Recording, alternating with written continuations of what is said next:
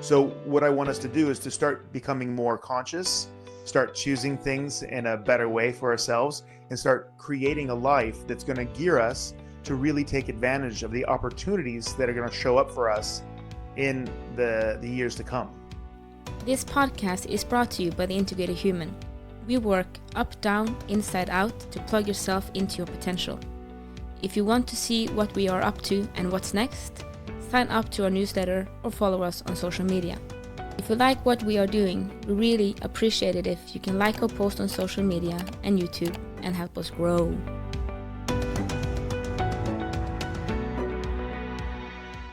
All right. Welcome to the Big and Small Podcast. I'm Jason Shields, and I'm big. And I'm Marit Gabrielsen, and I'm the tiny one. Yes, and a giggly one, too. Pulling out a cord, Yeah, I'm like, what is this? What? Oh, my God. Always get like stage fright before I go on. Yeah, I started fiddling with things. I'm like pulling out a cord. Yeah. Hello. All right. How are you? Oh, I'm doing very well. Thank you. Very busy weeks, very good weeks. Amazing. Yeah.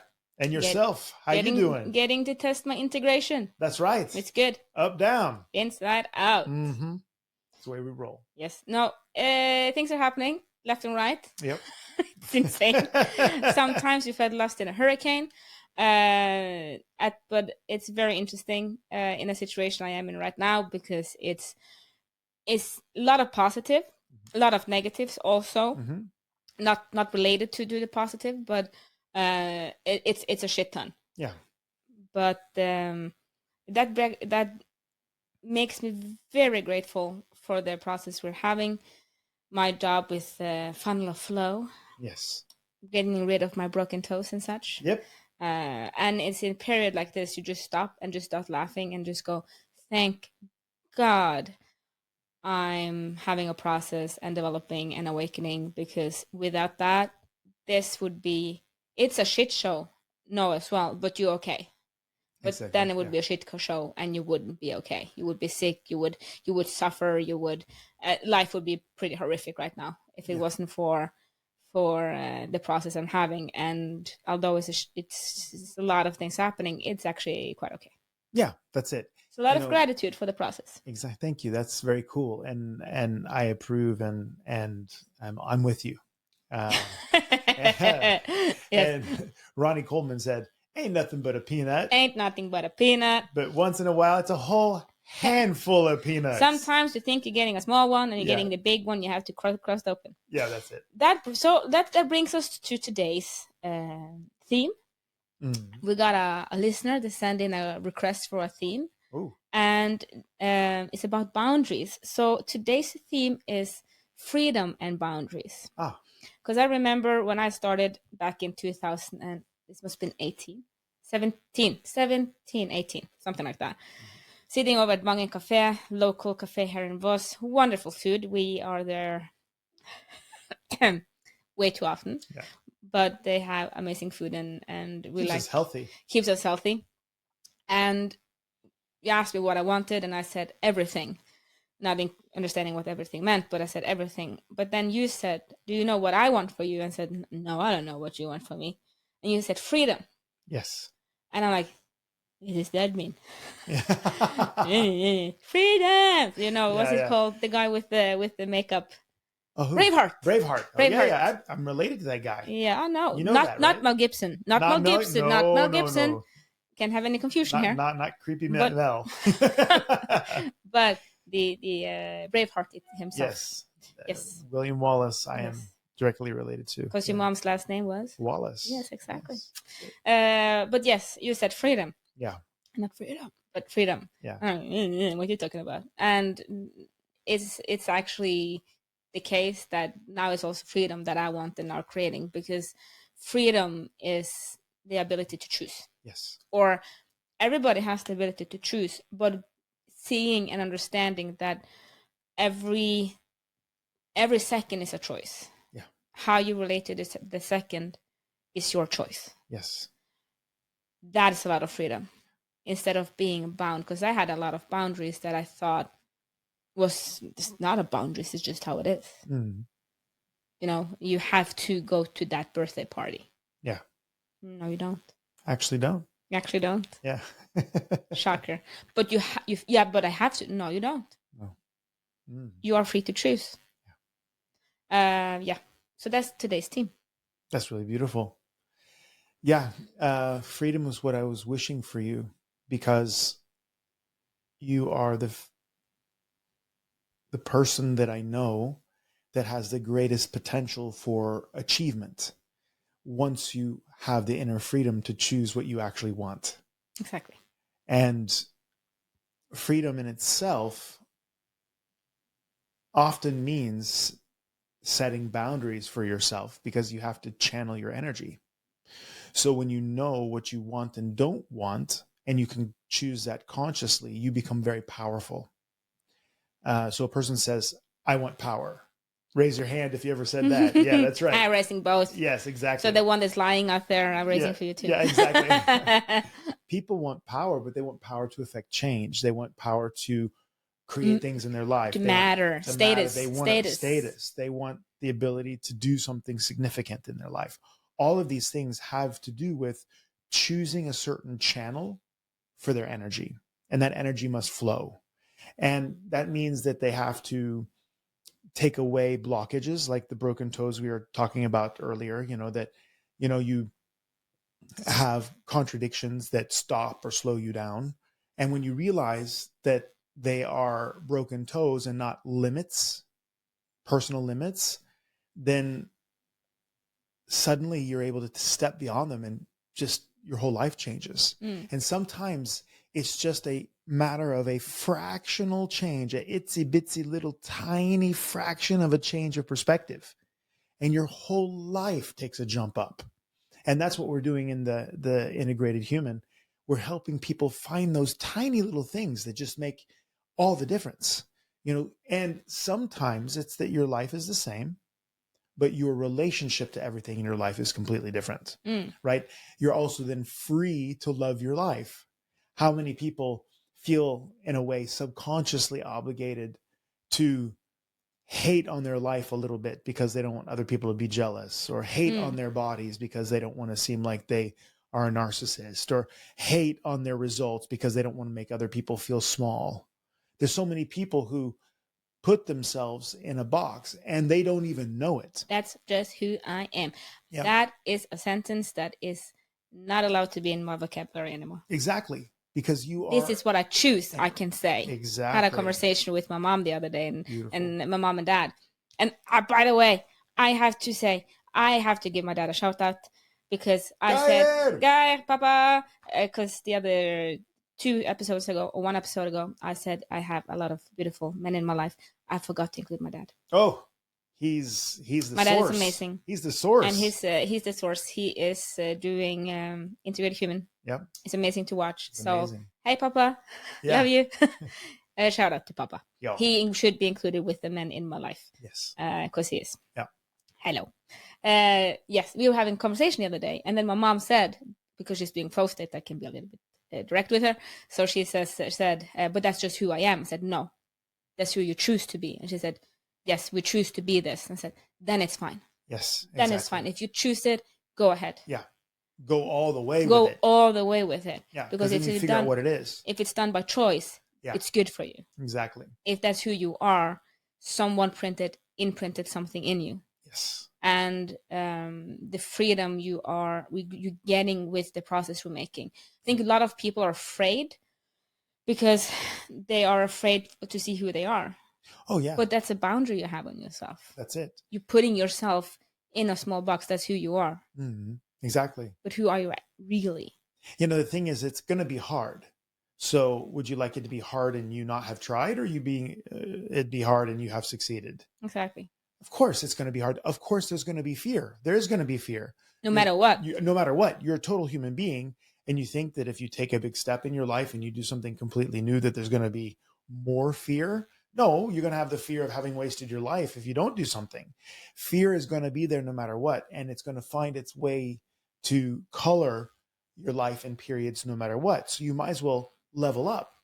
Now, this is interesting, okay? Because, and this is a very important theme, I believe, when it comes to freedom evolution and limits. Most people live in a construct of weirdness, of subconscious or slightly conscious rules that they have for themselves that have nothing to do with reality, other people, and nobody else shares that stuff.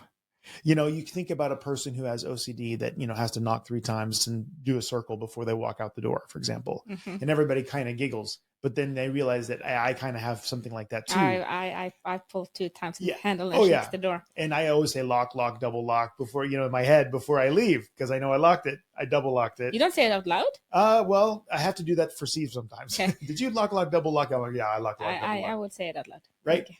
But the whole point freaking me out that you don't say it out loud. Yeah. It doesn't work if you don't say it out loud. Oh my God. Oh, our OCDs are going crazy.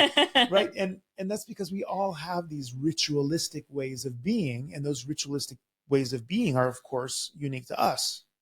So understanding that it's not just those little OCD habits that we have. It's the way we think, what side of the road we walk on, what we do and do not buy in the grocery store, where we put stuff in the house, what we will allow ourselves to do and say, who we will allow ourselves to be, that has nothing to do with the mechanics of the universe. And I'll get back to what that means, right?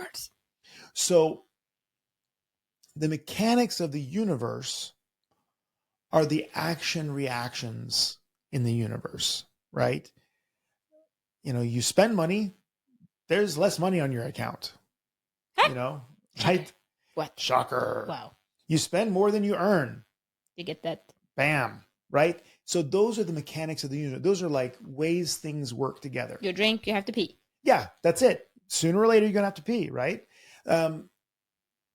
One of my first economy professors, Paul Zane Pilzer, he was a genius, and he wrote a book called God Wants You to Be Rich. But he brought up this whole mechanics thing. So, for example, if you eat lots of junk food, you will take more medication. And the more medication you eat, the more junk food you eat. And for a long time, people thought that there was a conspiracy theory between the two. Right? That the junk food industry and the pharmaceutical industry were working together behind the scenes to try to poison people, and also because it was really creepy. The numbers were like, wow. Shit. But sick people take medicine. Sick people have less energy. Sick people take easy solutions for meals, which is Happy Meals and fast food, right? And people who eat fast food, because it's not really food, get sick. And the more of it you eat, the less good food you eat, the faster you get sick. So you're going to take more medicine. That's it. So it's a mechanic of the universe. And understanding that your freedom gives you the freedom to choose a direction, but the things that line the channel for you to give your energy to the world, those things are decided by your decisions, yes, but also the mechanics of the universe. When you train, you get stronger. You don't try to get stronger without training. You're gonna have to train to get stronger. That's the way it works, right? That's the mechanics of the universe. So people spend so much time in their spiritual life trying to manifest a way to get out of the mechanics of the universe. Get the donkey ears on that thing. Yep. Yep. You see donkey ears?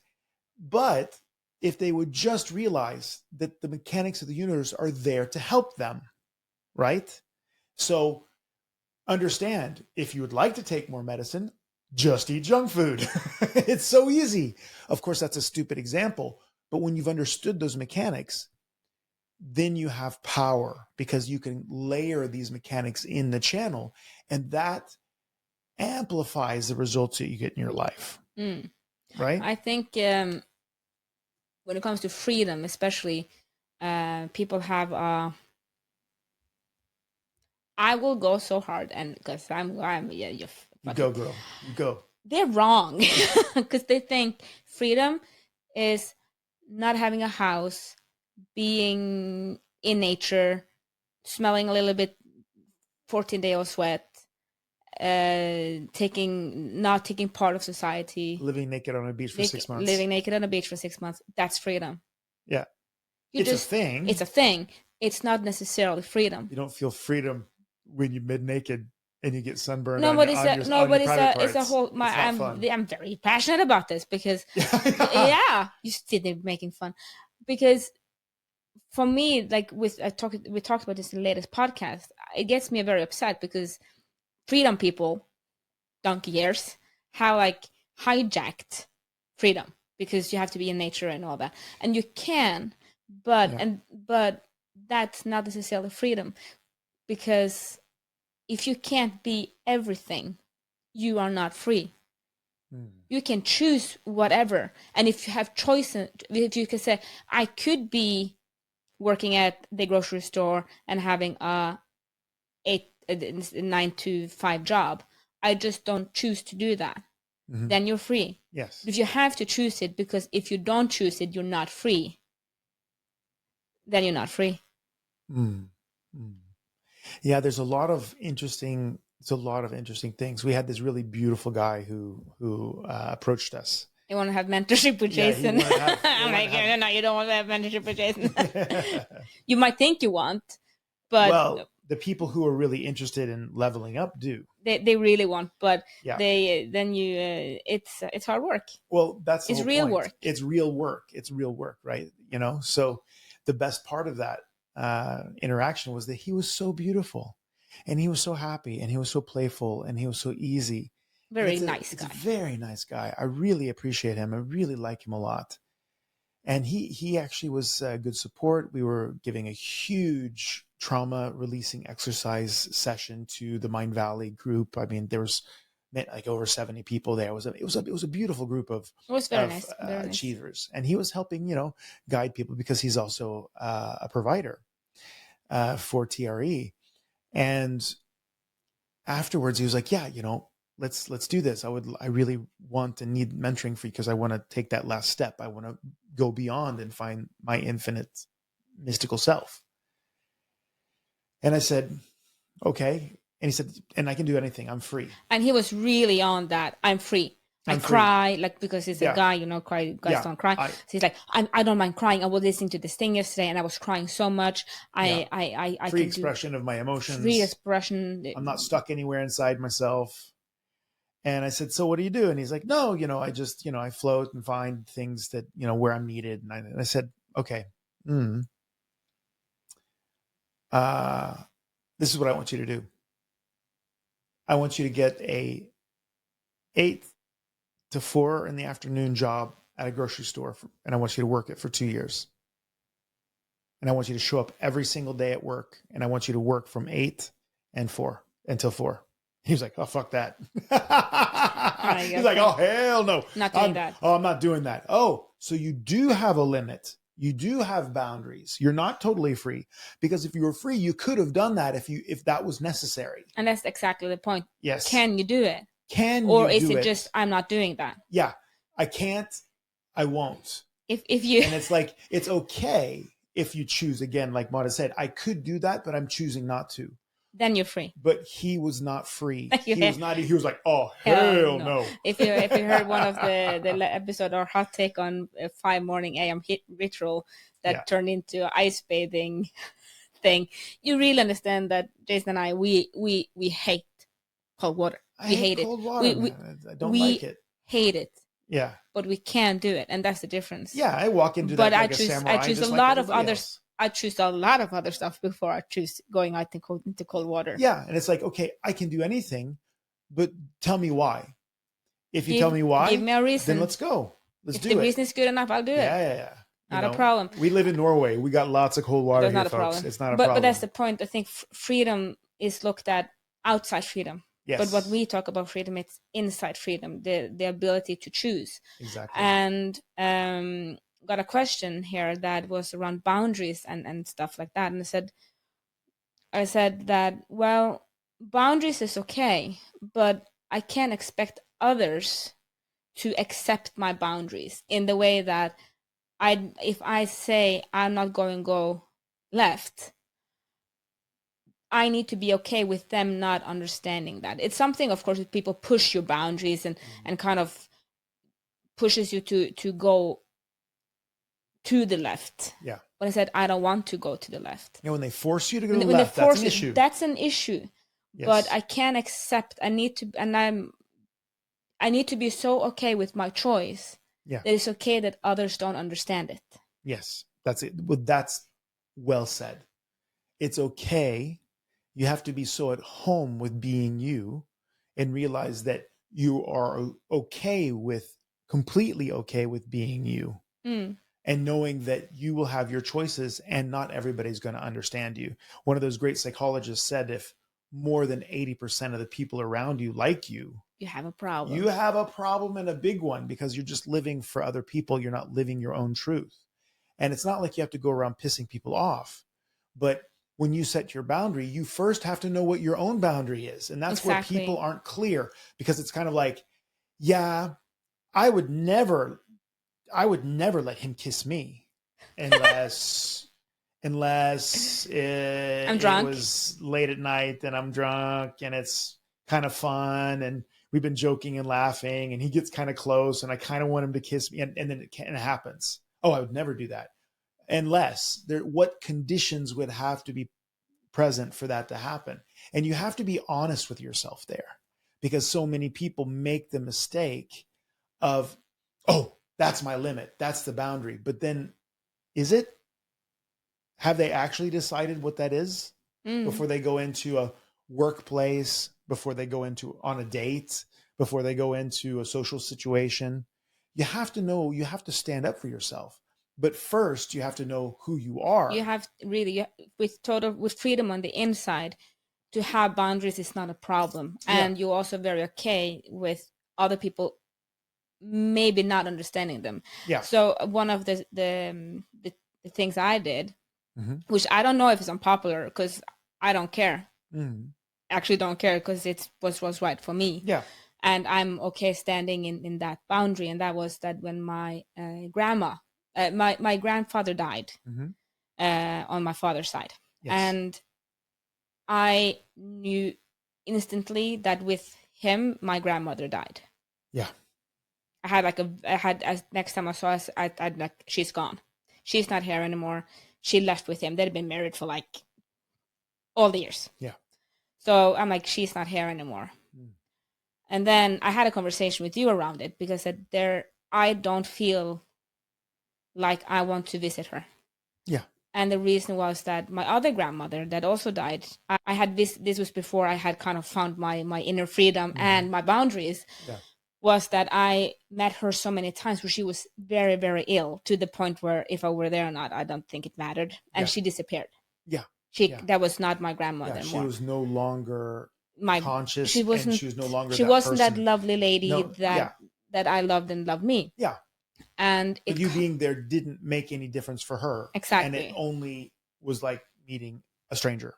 Yeah. And it was kind of worse than that, because all the memories of her. And I also realized that it's different roles, because, and well, my point with that was that she disappeared. So a lot of and she lived in the same house as me during childhood. So we have all the memories, but then she disappeared. And I have a lot of bad memories for the last half year of her life, because they were so emotionally powerful memories, because she was sick and I was emotionally not that strong, because I didn't go in with all the techniques I have now. Yeah. And I was more vulnerable then. Yes. So it's kind of, I have, of course, all the good memories, but there's also a lot of not that good memories. Yes. And then I said, I don't want this with my grandma and on my father's side. And I also made a distinguish, well, I'm not the child. Yeah. I'm the grandchild. Yes. That's the difference. If this was my mom and dad, it's different rules. It's different rules. Yes. This is my grandmother. That's other rules again. Yes. I don't have to that's not my job in this situation. And so I chose to not see her anymore, because I had also this grandma I had much fewer memories of, because she lived in another place. She didn't live in the same building. So I'd had less memories. Yeah. And I didn't want them to be washed out. Yes. So for me, it became a very clear boundary. No, I'm not visiting her. Yeah. Because because she's not there, Mm-hmm. And the memories I have of her, I will keep Yes. because they're very valuable to me. Yes. And if she was well and I had asked her, what do you want? She Yeah. would have said, don't visit me, keep the good memories. Yeah. And I made that boundary. Yeah. But also the thing, it was an inside boundary from me. I don't have to express to others what it is. And you don't have to defend it. I don't have to defend it because we had a conversation around it, and I would just, that's it. Yeah. I'm keeping this. This is my stop. Yeah, exactly. It's not my job. Yeah. Because I did a lot of talk around kind of what, but it was your daughter, and that's different. Yeah. You have a responsibility to your parents, not your grandparents. Exactly. In the same way when you have, at least in my definition of it. No, of course. And if it were the case that you're growing up with your grandmother, and she's your mom, and in she's a way, your mom, then it's different, of course. But that's a very clear distinction. There are generational sets of responsibilities, and that's another mechanic of the universe. It's one of those social mechanics, and you can then break that. You can break those mechanics, but then you also have to be aware of what that costs you. And in this case, it didn't cost you anything. Actually, it saved you. It saved me, and that's saved her, saved the memory, saved it, and the thing. The first one, they think, take on your own mask before anyone else. Yes, exactly. Few people live by it. I live by it. Yeah, you do. Because really I know if I'm weak, many people will suffer. Yeah, exactly. But if I'm strong, I can help a lot more. But then you have the social pressure in a lot of situations. But I think the boundaries is not about having to make others accept your boundaries, but be so free and comfortable in who you are that if they don't accept it, you are okay with it. You're okay with it, and also can state what your boundary is. Exactly. And be okay with it, to be integrated with that no. And how do you know that it's coming from a place of security? That is that you can tell somebody no and forgive the fact that they almost went over the line. Exactly. Because you don't get angry because you told them they didn't know. Good. Now you're telling them. And you may even give them a second warning. But you don't become enemies with that person because they kind of stepped over your invisible boundaries that you didn't know you had. Everybody's doing the best that they can with the yes, with the filters that they have. Exactly. And I don't think and they are doing what they can in their situation, and we usually think that others will do the exact thing as you would do.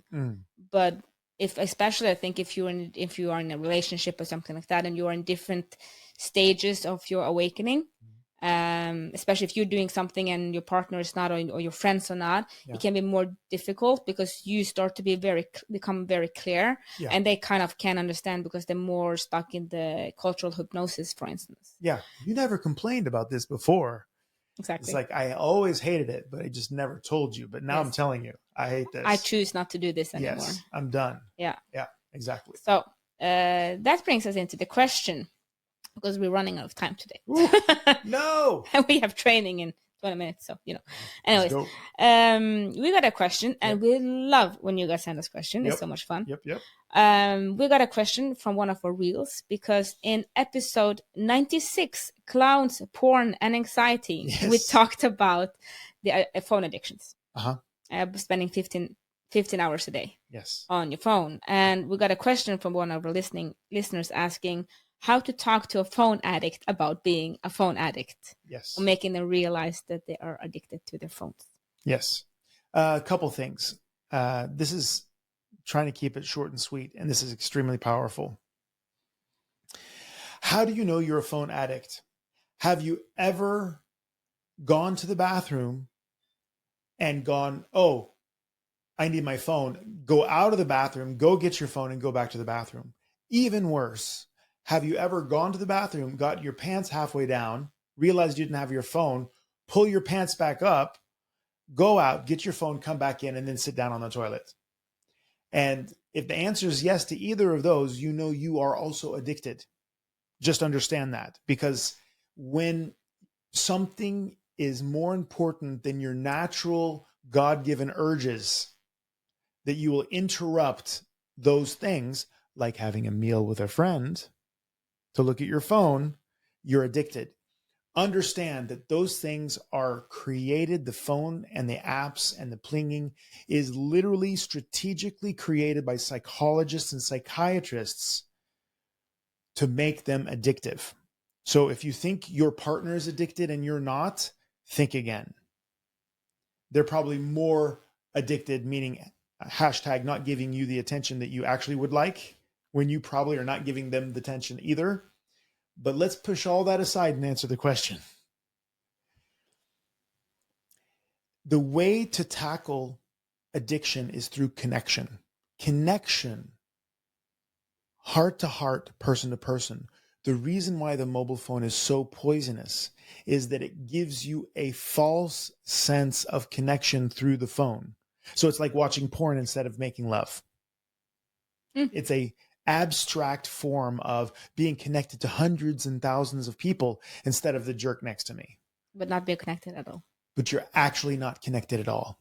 And that's the problem, that your brain satisfies its need for connection and love through the phone and stimulation.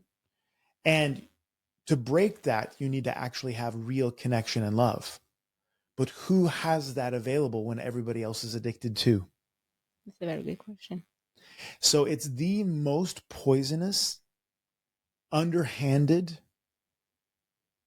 society rotting technology that we've ever found.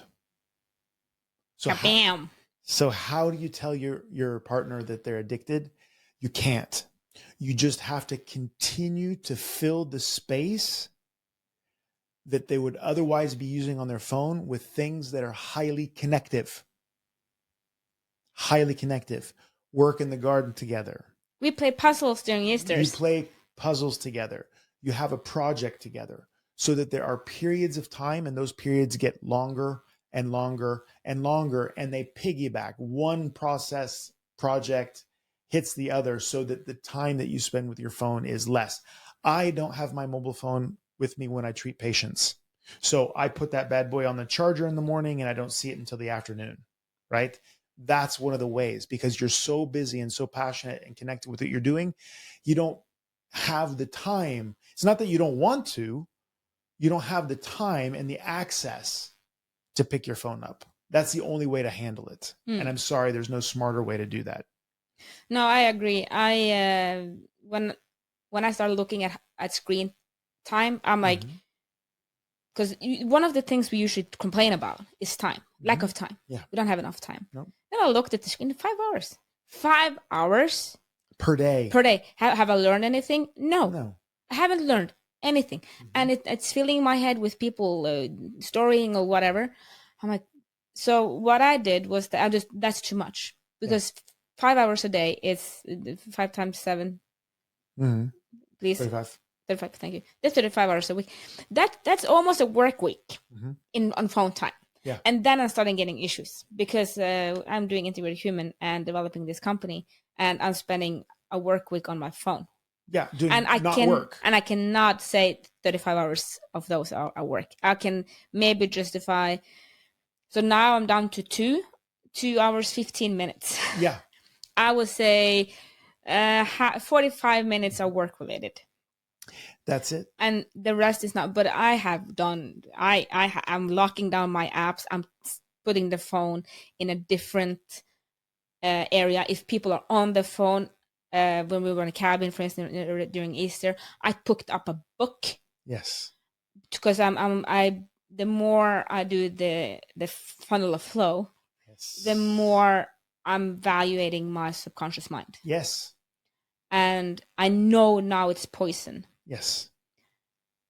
I have to take care of it. So I also, during Easter, because me and my husband had a lot of conversation around phone use, because he's addicted.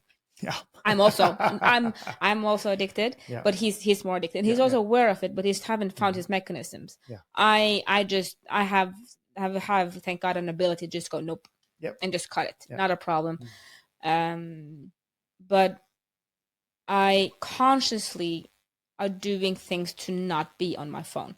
So I was reading a book, I was puzzling, and it really helps. Yeah. Because you kind of get some distance from it. And I really also worked on, because in the Funnel of Flow, we have also worldview and personal philosophy. Yep. And I was thinking, what is my worldview and personal philosophy? And I couldn't necessarily figure out what this subconscious one was, but was trying to think about a conscious one. And I said, well, I don't believe that I can get away from it. That's my worldview. You can't get away from it. I have the same idea about computer storage and data, personal data. Like, really? They know everything. Yeah, they do. To not, like, it's impossible. Everything's online. You have your money online. Everything's online. It's impossible to get away from it. So I'm like, it's impossible to get away from social media and my phone. It's impossible. Yeah. Then I need to quit society. And my highest goals and ambitions are way beyond that. So I can't get rid of it. It's there. The world is addicted to it. But my personal philosophy around it is that I know it's not good for me. I will have to live with it, but I will reduce the time and the effect it has on me. Yes, good. And that has really kind of been an interesting process, because yesterday I was sitting on it, and for some reason I talked to someone and that talked about an influencer, and I got curious and I went in, and then this person is having a breakdown and about a breakup, and they're talking on their phone, and you just got caught in. Yes. And then I just went, what the and I've been sitting for a while. Yeah. And then I just went, this is not in line with what I think. No. Oof. Good. And I was into my Snap again today, and I saw it pop up, and I'm like, I'm not pushing that, because you're doing everything you can to make this big pop-ups thing, like break up or like crying my heart out or whatever. I'm like, I'm not pushing you, because you make millions a year poisoning my mind. Yeah. And my mind is too valuable for that. Yeah. And putting your physiology through a breakup when you're not even breaking up. I'm not even breaking up. Yeah. And you think you're best friends with them. Yeah. Oh, yeah. We had this discussion during Easter also. How many of the influencers out there do you think, if you have met them, I don't know, in a bar, you will go, hey, John. And John will go, who the fuck are you? Yeah, exactly. Yeah. And wouldn't even care. But you think you're best friends. Yeah. Totally. It's amazing. And another one of those things, you're talking about how poison it is. One last thing, and that is that if you look at what we used to do with our time in the 1970s, and they had this like timeline, they were moving all the activities you have during your day. And like in the 80s, then you saw TV kind of come in and people were watching a little more TV and stuff. Do you know what we do most? We're on the phone. The activity that we do the most now on average Scrolling. is phone. We were in... You do that more than sleeping, eating, making love, studying, working. You are on your phone more than you actually work. When we were in Schiphol, because we went from Orlando to Schiphol, we were walking through the airport there. And we were walking past cleaners. We were walking past, not Dunkin' Donut, what's it called? Starbucks. And in every store, the people that worked there were on their phone. Yeah. And and then I started thinking, people get so upset, I have to go to work. You get paid to be on your phone. Yeah, they're literally getting paid to surf. And then once in a while do something. It's crazy. You just get upset because you can't be on a couch surfing or next to your friend surfing. You have to be at work getting paid to surf. Oh, no. Right? No. So you have to fix it. Yeah. You have to become free of it. Yes, I have one way of doing that. We start paying them to surf on their phones for real, but we underpay them so they're too good to surf. I'm not surfing. You're going to pay me that little. We should get paid to scroll and like stuff. Exactly. But no, it's with the whole addiction thing. It's very difficult. It's kind of like you don't understand you have a problem until you yourself understand you have a problem. Yeah. But like what I did during the Easter when we were in the cabin again was just, could we puzzle? Yeah. People like, but we never do this. And that became, because you get really engaged with it. Yeah. And then you weren't on your phone for that time. So I think it's very difficult to ask people to just cut their phone and be less on your phone. Yeah, but give me an option then. Yeah. Should I just sit there And if you're not having like a meditation practice or like sitting, just not doing anything, you're going to scroll. Yep. So you have to give them an alternative. Yep. You can't say that they have a problem and not give them an alternative of what they should do instead. Yep. Thank you. So remember, you matter. Unless you multiply yourself by the speed of light squared, then you're energy. But if you can't be energy, matter. Thank you for listening to our podcast. We hope you felt we added something to your day and hopefully your life. If you want to learn more, subscribe to our newsletter and find us at integrated-human.com. That is integrated-human.com. Integrated Human on YouTube and other social media platforms. Have a great day and thank you again for listening. Love, light, and upgrade from us at the Integrated Human team.